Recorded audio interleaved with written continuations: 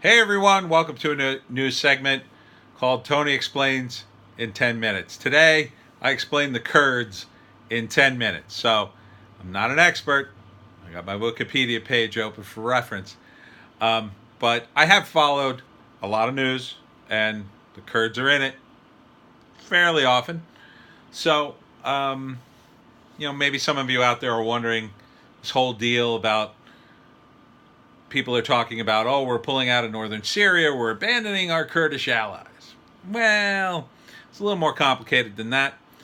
For those of you who don't know, the Kurds are really, really old people, ethnic group, tribe, whatever you want to call it.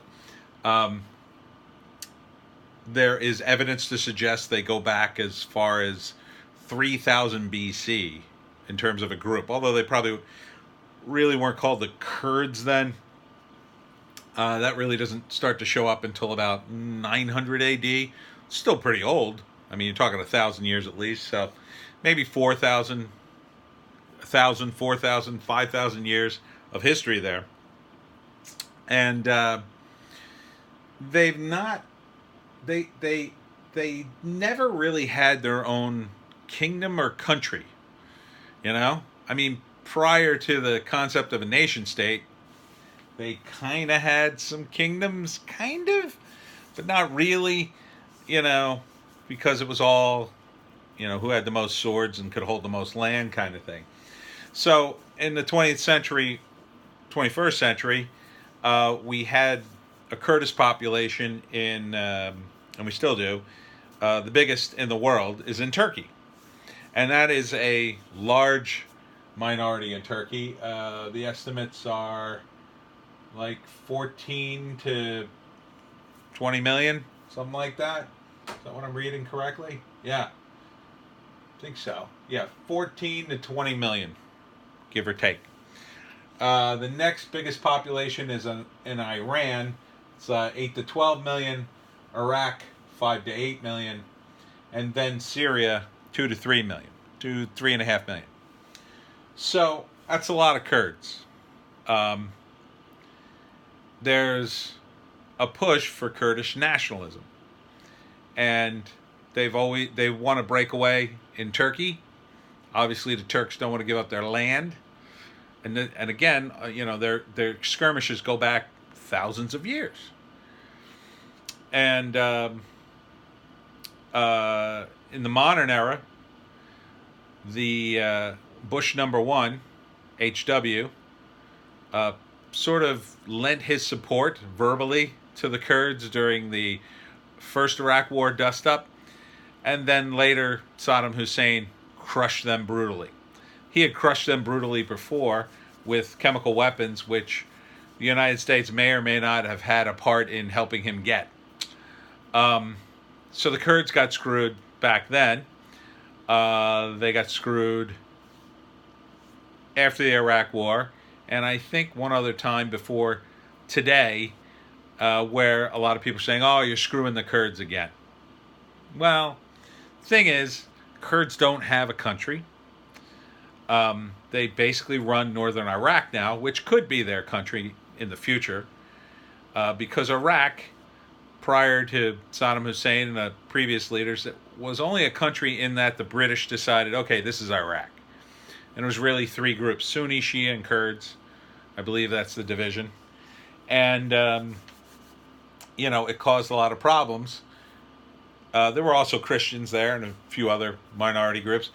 Guys like Saddam kept the violence down only because he was a brutal dictator where he got to do all the violence.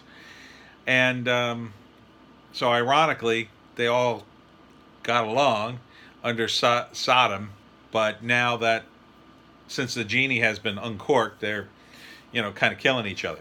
The Kurds to the north basically want to form Kurdistan. It'll probably be many years before Kurdistan is officially recognized. They probably could hold on to northern Iraq, I think. But now the Turks, the Kurdistan Turks, want to break away and join them, and they're right next to each other in northern Iraq there. Turkey is also a NATO ally, and we're in NATO. We basically run it. So, we kind of helped the Kurds because they were fighting Al Qaeda. They have a group called the PPK, uh, and they are a group of hardcore sort of Marxist, communist, rebel fighters. But they also have a group of nationalist soldier types. I believe they're based in Iraq. I'm not sure where the PPK is. I think they're in the same area too. I think they kind of there's a lot of lap over there. But the problem is the Turks, of course, consider the PPK terrorist, and they have committed acts of terror in their country because they're trying to, break away from the Turks. And the Turks are no choir boys either. I mean, they're run by Erdogan, who is an authoritarian. It's all very confusing. I know there's all these fighting going on. But anyhow, long story short, they're also in northern Syria. We're finally getting out of northern Syria, and I think we should. And a lot of people say, well, you're abandoning the Kurds to their fate. They already lived under the Syrian regime. They can also hightail it over to northern Iraq before, the Syrians roll in, hopefully. And, the idea that we're going to stay there forever to keep the Syrians or, the Russians or whomever's in that region from oppressing them basically means you're trying to turn Syria into the next occupied territory that we're going to stay in forever. Because if they haven't stopped fighting in 5,000 years, do you really think they're going to stop fighting in the next 4? It's doubtful. And but probably what could happen if we stay out of it is eventually somebody will take over, and hopefully eventually things will settle out, and at some point things will evolve into a better situation for the Kurds and everyone in the region. But you can't export democracy at the point of a gun. It just doesn't work. We've tried that in Afghanistan, and nobody who lives there believes that the government there is legitimate. It's all very corrupt. The same thing would happen in Syria if we stayed. So we're not doing the Kurds any favors. This is their fight. If they want to fight for their own home country, they're going to have to hopefully hold on to northern Iraq and start a Kurdistan, which I hope is not communist.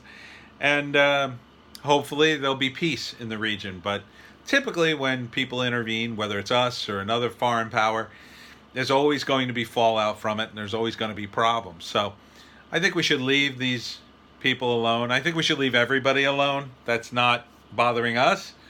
I mean, that's just the way I am. And let the Kurds and the locals sort all this out, and hopefully somewhere down the road everybody will have some kind of representative government.